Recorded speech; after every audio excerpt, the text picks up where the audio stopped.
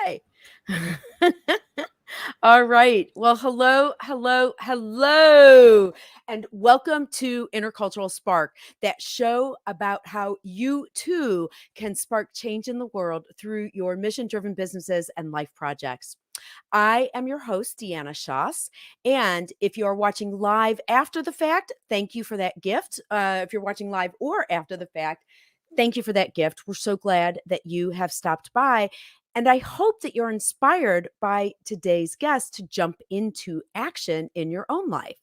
So today's guest is Turtel Onli. He is an American artist, entrepreneur, author, art therapist, educator, publisher. That is a lot of hats. He has been called the father of the Black age of comics, and he's the creator of his own movement called Rhythmism. So if you've ever started a sentence with, why don't they do something? Or I wish there was a something, you will be inspired by today's guest to jump into action. So welcome to Intercultural Spark.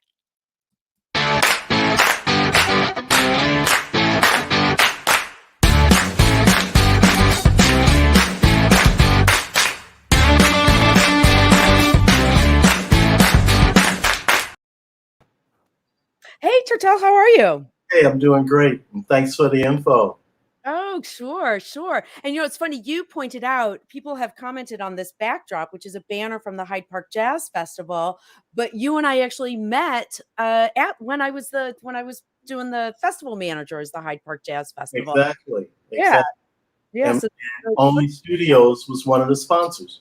yeah, absolutely. And you did a project with your students as well, as I recall, because you were teaching at, is it Kenwood Academy at the time? Kenwood Academy, yes. Yep. Fantastic. So speaking of how you actually seek out opportunities and make things happen, I'm going to go back a bit and then we're going to come back to where you are. But I know that so longtime artist, I know that you had published in the Chicago Defender. But what I do recall is that was for a period of time. And then when that ended, you're like, well, I'm just going to create my own manifesto. So I'm thinking about that today. I feel like you were like the original influencer, like you were the original content creator. Could you talk a little bit about that? Do you see those parallels, and what inspired you to create your own manifesto and things when you were, I guess, across your career? Okay, that's going to be a lot, but I think I can nail it down. First of all, There's only like 8 questions in one. Go. I've always looked at the industry of comic books, visual arts, fine art, commercial art as all together. I didn't think it was separate. It's one of these kids, when you're a kid, you get this magical thinking it's just all of the above is really one thing. So I didn't know a difference between comic books, commercial art, fine art, fashion. I just thought it was what you did, And, I was raised, I'm put the age on the table. I came of age in the early 60s, okay, late 50s. I was raised by my grandparents. Okay. So their whole thing was the American dream, the bootstrap, figure out to make a way for yourself, make it happen. If I asked them a question, they'd say, well, just do it. That's on you. Oh, interesting. So I found that quite liberating. So in other words, if I wanted art supplies, I had to hustle in the neighborhood to get the money to buy the art supplies. If I wanted a comic book, I had to hustle in the neighborhood to get the money to buy a comic book. And they'd leave me alone. I had a comic book, I had art supplies. I was like, all good. So that's my childhood. So by the time I'm a teenager, I'm thinking, I want to be a professional artist. I want to do this for money. And at the time, I was at Calumet High School, which is where I graduated on the south side of Chicago. A classmate of mine, Yvette Stevens, was in the lunchroom talking about how she was getting paid for doing recording sessions as a vocalist. And I'm like, I want to get paid for drawing, Sure. So this is like my junior year. Okay, Yvette Stevens, you all are probably saying, who's he talking about? You probably know her as Shaka Khan. Oh, you're kidding. Okay. Wait, she was your friend? She was a schoolmate, and periodically we talk at school. Oh, And fantastic. there was an institution in Bronzeville called the Afro Arts Theater. Mhm. I was there when she came in and announced her name change, and it was a Wow. big event. Okay. Okay, it's all my self-control, and people who know me, sorry, this is me. I'm like, "Ain't nobody Yeah. loves me better than you." Oh, Okay, back to your story, sorry. yeah. So at the same time, I had gotten a job working at Stouffer's Mhm, restaurant at the top of the rock. I was cooking steaks. mhm. This is the Prudential building. And when I went on the interview, when I was in high school, I had a little hair on my face. So I go to the interview, and the guy says, "You're 20, right?" And I go, and so he wrote 20 on the application. I was I really, love it. I was really, Sure. but I'm free range. My grandparents, their Mhm. thing was, as long as you don't do thug life, we don't have to bail you out. Do what you want to do. So I kept life easy for them. I stayed out of trouble. I Sure. worked hard. I looked at ideas. So now I'm working downtown on Randolph and Michigan at the Prudential building cooking steaks. But I'm thinking about what Shaka was talking about. So I kind of Mhm. got a little envy and a little motivation. But I'm thinking I could draw pretty good.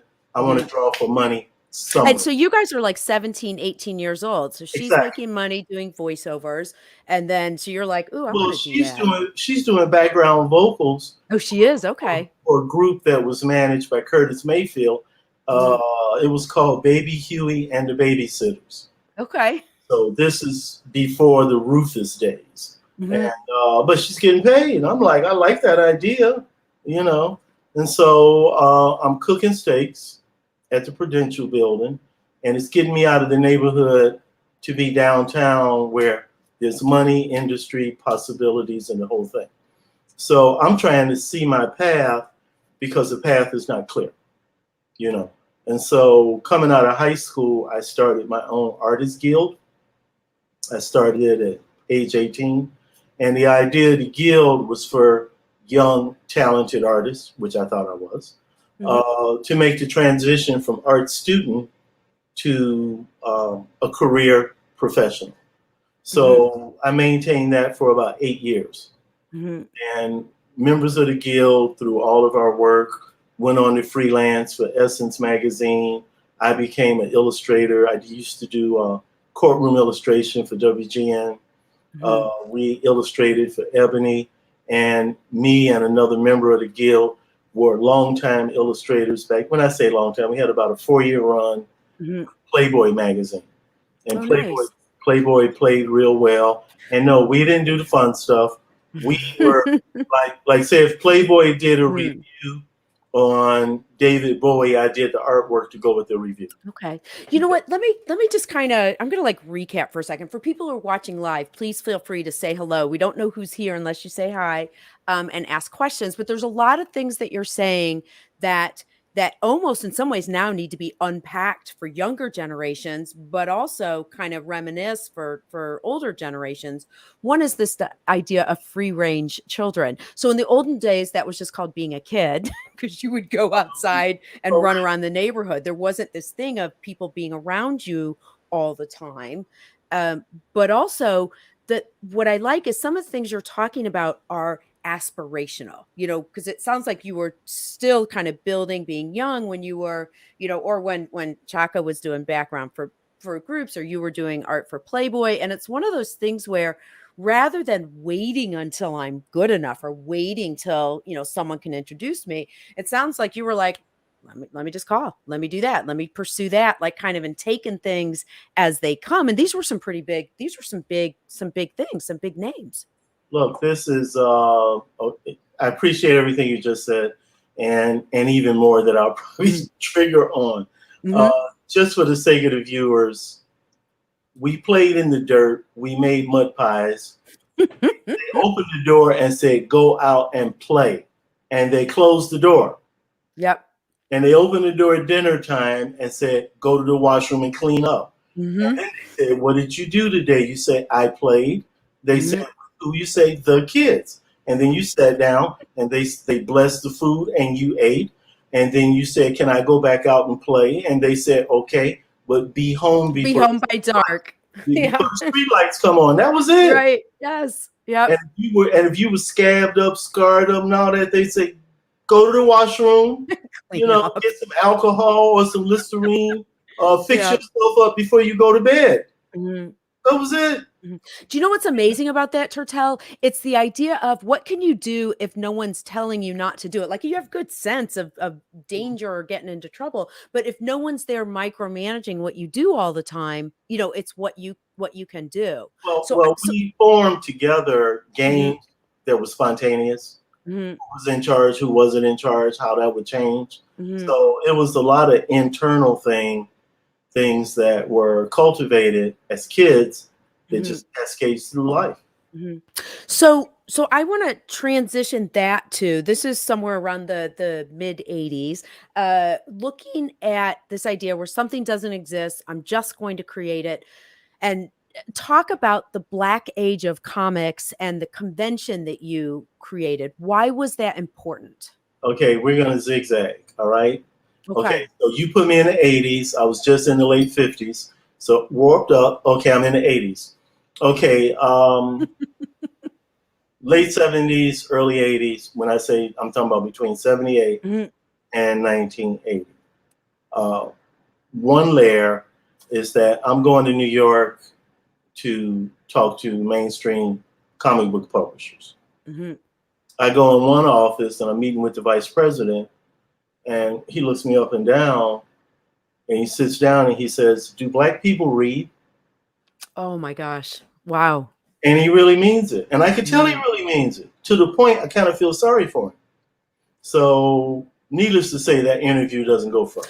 Wait, did he mean do black people read comics? He didn't mean like do black people know how to read? Or you don't know? Hold that. Hold Okay. that. Hold that point. So, in the time in between, I incorporated Only Studios, and we published our first book, Nog, The Protector of the Pyramids, NOG, Nubian of Greatness. So Mhm. it's copywritten and everything else. I go back to New York. I'm thinking I'm going to be able to swing like a publishing license and deal, kind of like the music industry. Mhm. So Oh, I right, like, it's almost like bringing your demo tape in. You've got this thing that's been published. see, Mhm. so I go back a year later, Mhm. and I got to meet with the same guy. Mm. And he says, when black people read science fiction, do they understand what they're reading? Okay. So, and then next thing you know, the assistant brings a check to me. And I look at the check, and underneath where you endorse it, Mhm. it says you agree to the following. In very teeny print, it's on the back of a check. Whatever I would have done five years prior to the date, 5 years post the date, would have belonged to that company because I only Mm. did it because I wanted to work for them. And I agreed that they had all rights, that I could Mm. not even say I sold my character to them, that I could not challenge them in court later.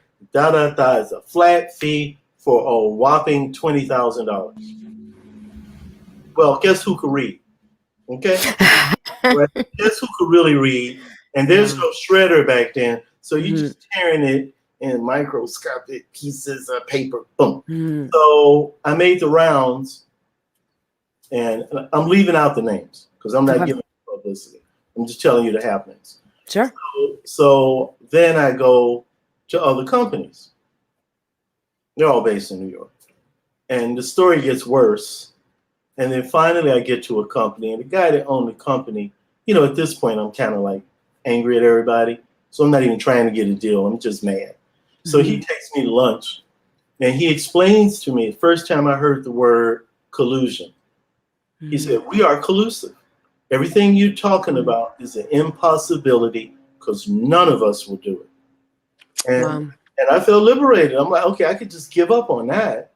But where this whole thing of where do you put a black person, black character, a heterosexual black man, what do you do with it?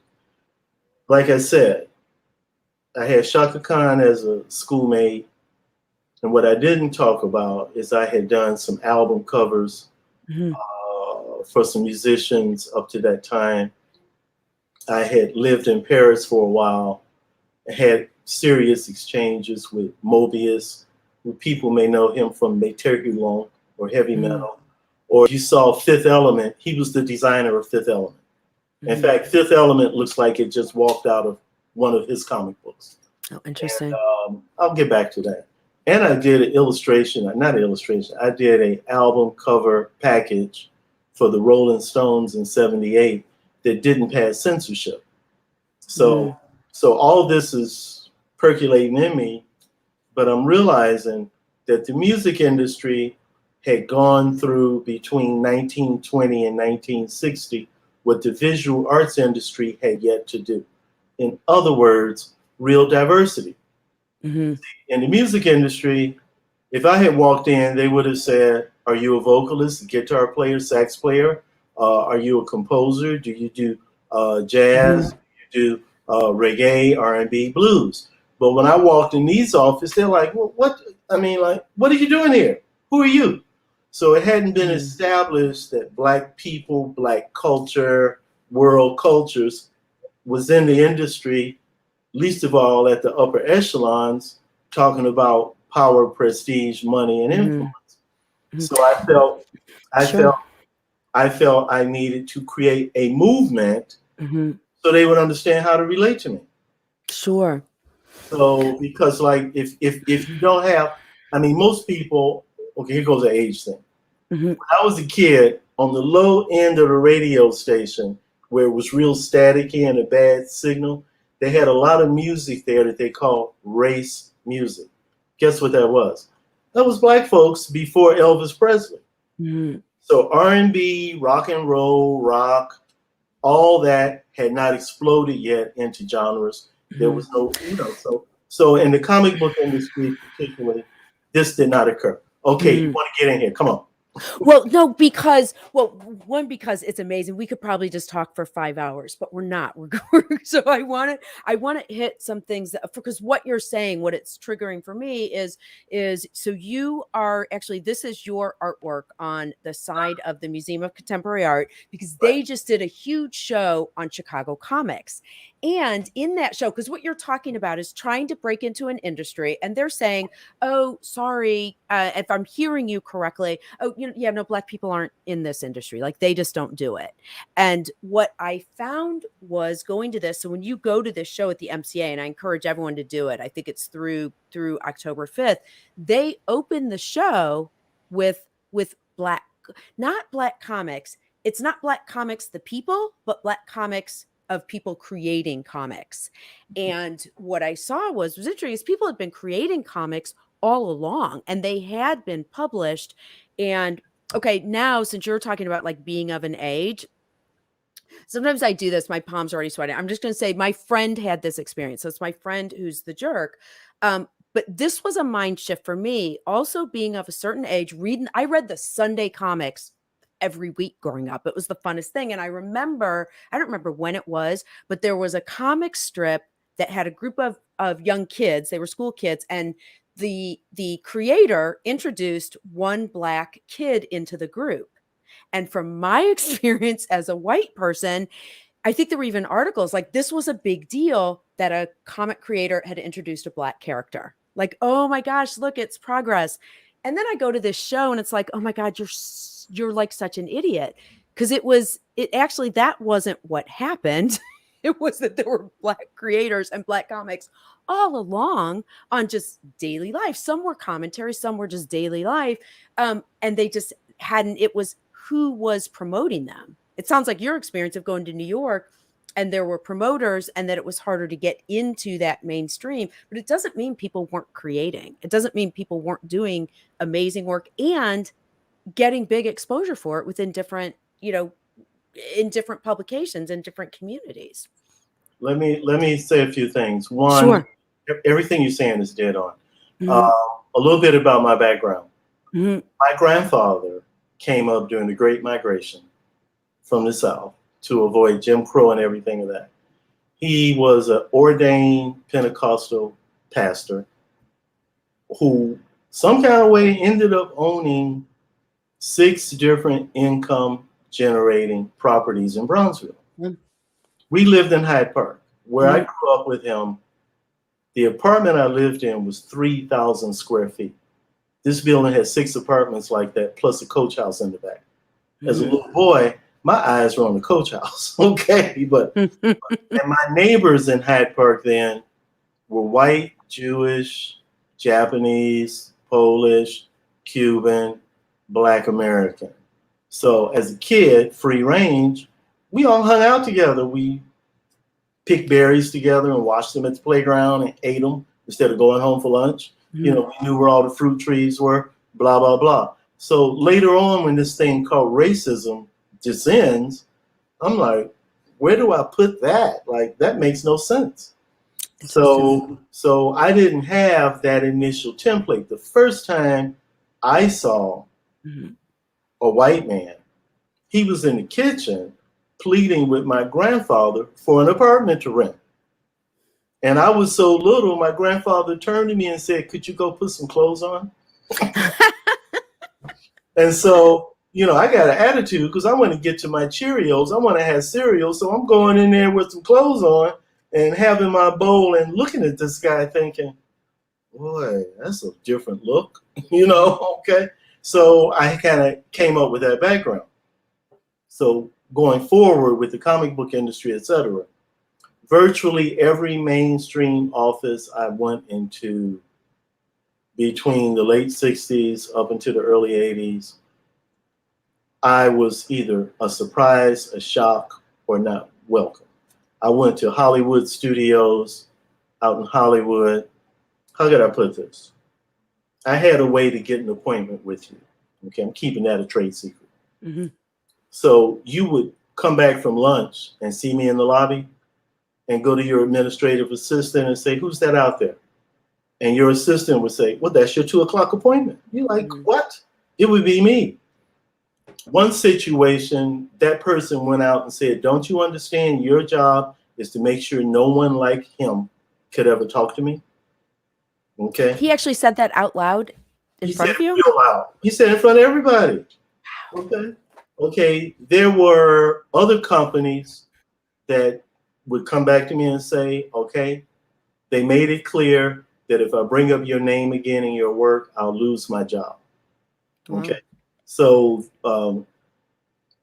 the systemic oppositional stuff in that industry, you know, I got in the game at the tail end of the Mad Men, at the infusion of the counterculture, and it was a lot of things, but I showed up with skill set.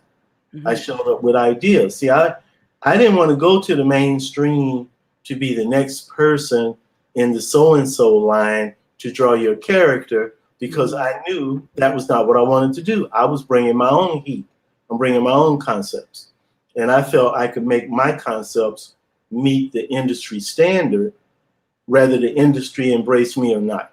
Sure. Okay? And so that was kind of how I always operated and still do. And it sounds like it works, like in terms of just continuing to, if one door doesn't open for you, you'll just go and do it someplace else.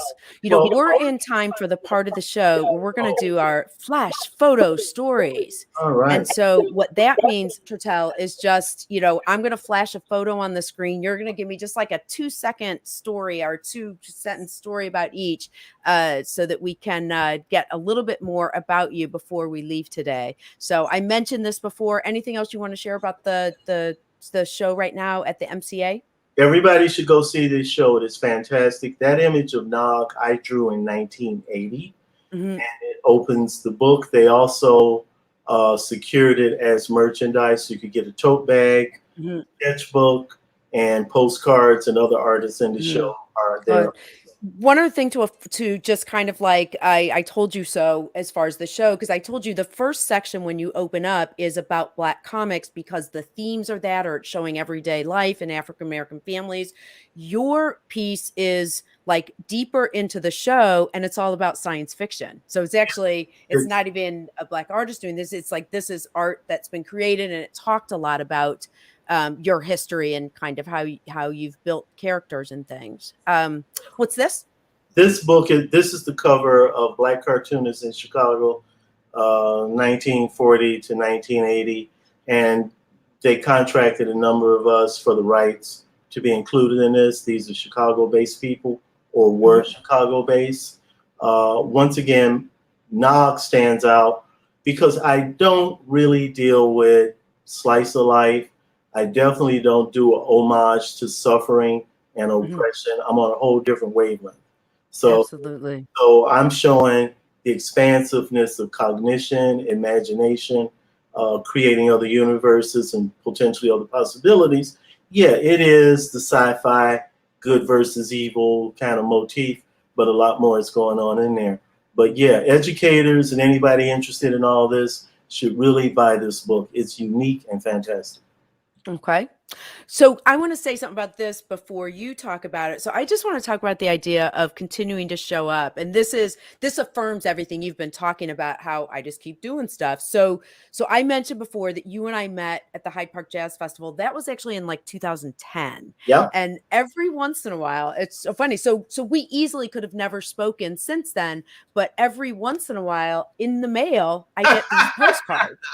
And it's the type of thing where I know you'd be like, oh, it's junk mail, throw it away. But they're so good and they're so artwork, and the stories, like the stories of the characters are so in depth that I've kept them. So one of it is just show up and persistence, because, when I'm looking like who's interesting and to have on the show, I'm like, oh, the right, Turtel, I've got the postcards. So that's what I want to say about this. But tell me about plus how funny is that? Because I'm a mom. I'm sure like my child probably has images sometimes of Well, me as mom. okay, I'm gonna be a little more for real. Mhm. Sometimes I tell people I'm like the roach in your kitchen. You step on it, and then you go get a broom, and you come back. You're like, "Where'd the roach go?" And then you look up a week again, and you're like, "Is that roach?" And what do? You step on it again, and you go get the broom, and it's gone again. Or better yet, the stain in your sink. You scrub it out, and like, why is it back? So anyway, yeah. So this is mom. See, like in the universe of characters that I've cultivated, that I call the rhythmic zone, there are powerful women, females, and they don't prove they're powerful by smacking a man around. They go at each other. And so the evil top of the food chain is mom. And as you can see, mom is a mummy, but mom is also a mother. And as you can also see, mummified, she still got her cute on. Okay. Right. Check out the So shoes. so mom is all the way, all that. And when you get the books from Only Studios, you get the insights to come into that. The cards I send you are what we call oversized trading cards. They're twice the size of what you get from the mainstream. And yeah, it's persistent. See, like somewhere in my childhood, somebody told me the American dream is not to have a good job, but to have a thing of your own. So, so the idea is to have your own entity, whatever it is. And like I said, in the neighborhood I grew up with, if you played in the alley, there was a guy that came by and collected rags. That was his business. There was a guy that used to sell eggs. That was his business. There was a knife sharpener. Everybody had a business and an operation. So it's a thing of your own. There's nothing wrong with a job. I've had plenty, but all my jobs have had to support the thing of my own, which ultimately is called Only Studios. And we do publish other people's work. We've jettisoned other careers, but yes, this is mom. I think we have one more. Oh, how about this? Okay, that's me in front of, you might notice the sign of the X. Well, it's representing 10, Roman numeral 10. Uh-huh. That character's name is Malcolm 10. and he's cloned from the DNA of 10 significant Black Americans. And we first put that posture out in about 2005 before certain characters start doing it this way. So the mainstream always pays attention to what independent upstarts are doing because they know they didn't always start off as a mainstream.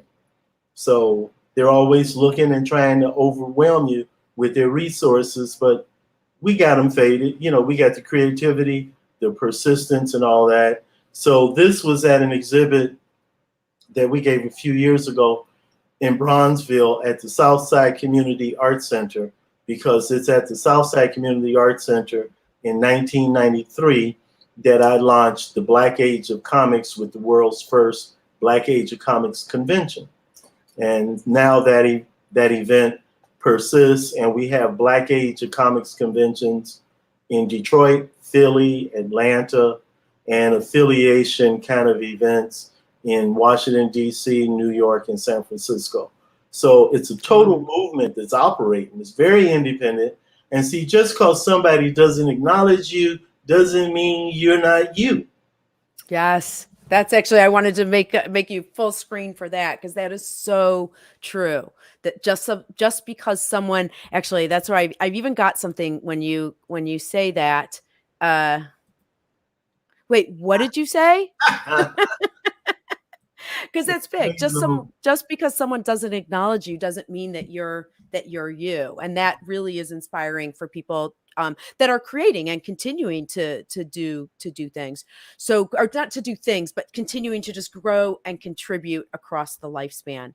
So we are at that point of the show where we are going to do our flash exercise. Okay. This is people learn differently. So, and I'm also a fitness instructor. So I always like to do an exercise that relates to the theme of the show. So I'm going to make myself big for a second to show it. And then I hope that you or everyone at home will do it with me as well. So this exercise, I always like to do stuff that you can just do at your desk. So you start with your arms open wide, and you keep your hips forward. You're going to bring your arm over, and then it comes back in a circle. So it comes over and then back. Let me look at you from over here. So, okay. And I'm gonna actually make us both here. Okay. So, all right. So basically now I'm smaller, but See, I'm all back here. Oh, there you go. Fine hard. I love it. So you keep your hips forward, but you close the arm, and then you do a big circle back. So this exercise has like 5 different purposes. So wait, do you know why this exercise is really a great one to embody you and your work? I love it. Okay. 1, because it relates to the mega sister girl workout. I love it. All right. So here's the other thing. This exercise, oh my God, that's hilarious. I love it. This, not hilarious. It's really good and exactly what we're talking about. So this one, if you ever want to add it. So this exercise does like 5 different things. You do like 10 or more different things. So I like the multi-purpose focus of it. Second, it works your obliques. That's what it's technically doing when you come here. But it's also like, I can't get something over here, then I'm going to get it over here. And then finally, this last move has 2 things. If you had a brush in your hand, you'd be doing a big brush stroke. And it's also kind of fabulousness of like, okay, I'm going to reach over here and then look at all this big stuff I'm doing. So this exercise was one to exercise your core. It's also an upper back stretch and then a shoulder move as you come back. So multi-purpose. So I just want to say this book took us about. Wait, show us again. Took us about 15 years to develop. Okay, we have contracted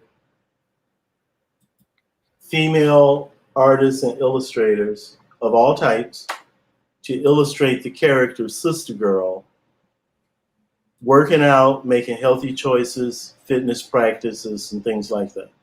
Part of why I did it, I used to coach girls basketball. Ah, okay. I coached at the high school level and the semi-pro level, and it taught me a lot of what fitness had to offer young ladies and older women of all stages of life. And so I'm in public school hearing about the disaster of what's going on in physical education and things like that. Number two, I participate in a lot of comic book conventions, and of course I end up on the diversity panel. And of course at the diversity panel, there are people that show up and complain about how certain female characters are depicted or Sure. that look like a stripper. And I say, well, why don't you go over to the independent area and support people who've put out books, whether they're male or female, where the characters are presented in a way that would appeal to you? They don't do it. So only studios start seeking out female illustrators of all types to take the challenge to develop either ideas and different activities and things like that. Nice. We paid them all the same price. Some of the young ladies who started with us when they were young are now mainstream illustrators. I'm not going to name the names, but they work for the big two. Some of the others were vintage. We hired people who were high school students. We hired people who never knew they could draw. And we asked them that when you do the character, you show that she has a headband that's gold, so we know it's her. Okay. Now, technically, Sister Girl is called Sister Girl Queen of the Black Age, but one of her abilities is she can morph to look like and have the abilities of any woman, any female in her bloodline, past, present, or future.